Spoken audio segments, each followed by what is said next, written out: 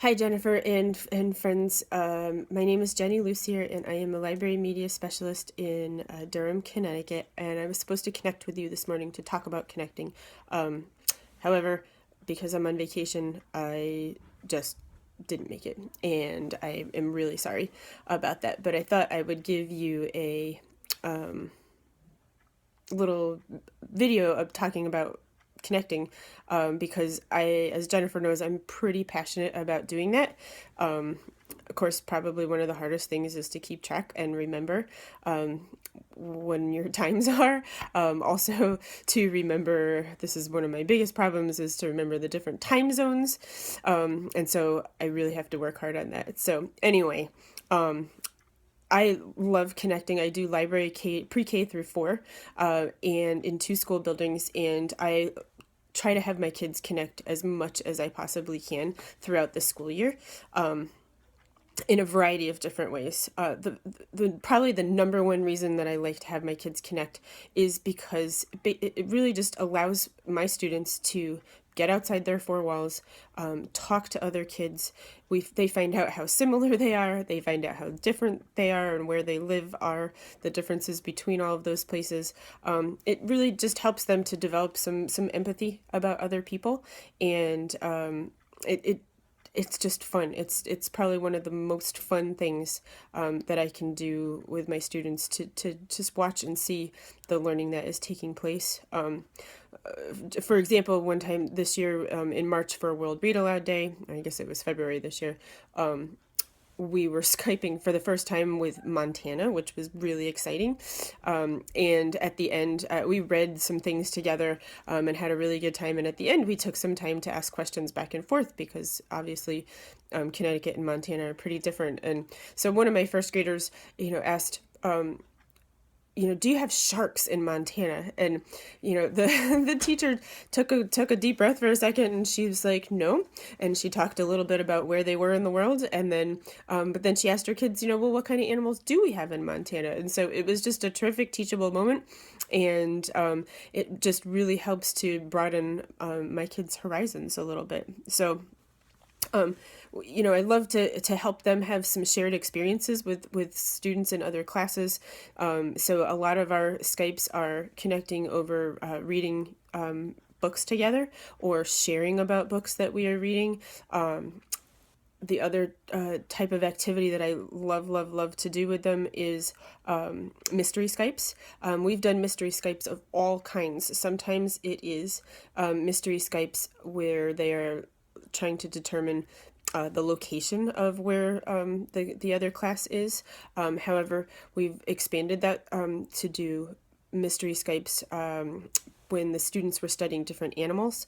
So we did mystery animals, and each class was asking different questions about the different animals and having to figure that out, which was a really fun one. I have not done one of these yet, but many people do mystery numbers, especially with the kindergarten and first grades, and so that's another fun way of doing that. So just creating some of those shared experiences to go back and forth, and it's awesome when parents come in and say, oh, and so came home and talked all about who they were connected with this morning, and so that's just a really fun thing for me as well. We do a lot of connecting with experts, obviously authors, being in the library, a lot of authors and illustrators, which is awesome, but also, depending on what units of study are going on, I help my teachers find connections. It could be museums, it could be just different experts, scientists.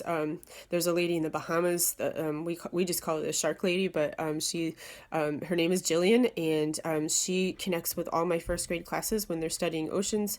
And not only does she share, she works in a shark lab in the Bahamas, but not only does she share information, but she also gets the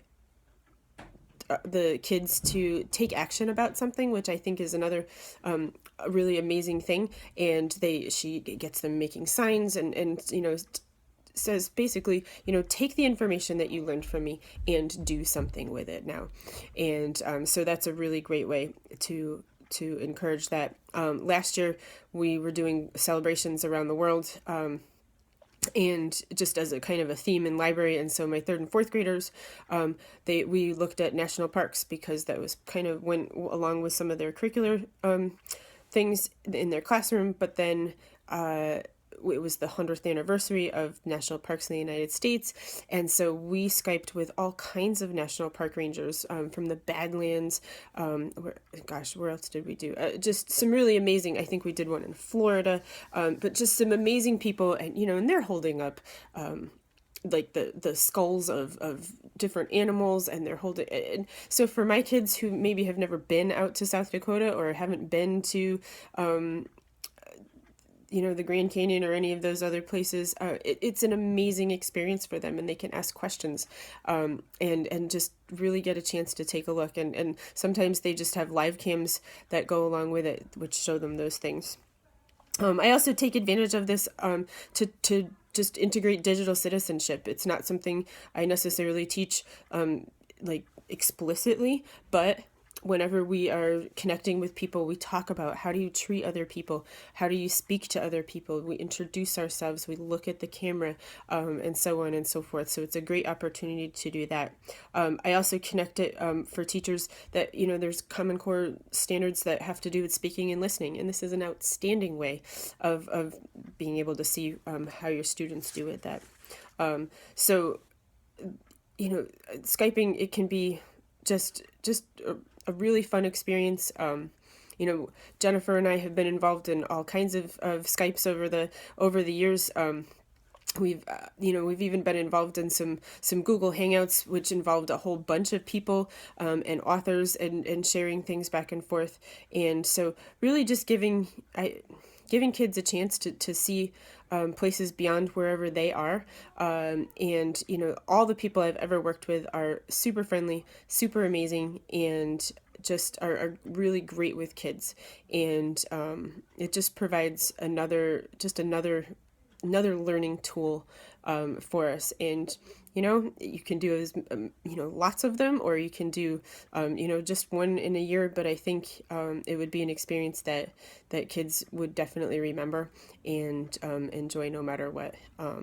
So I wish that I had been able to be with you live today, and again, I really apologize for that. But in the future, if you ever would like to try out some Skyping, I would be glad to do that with you and some of my students.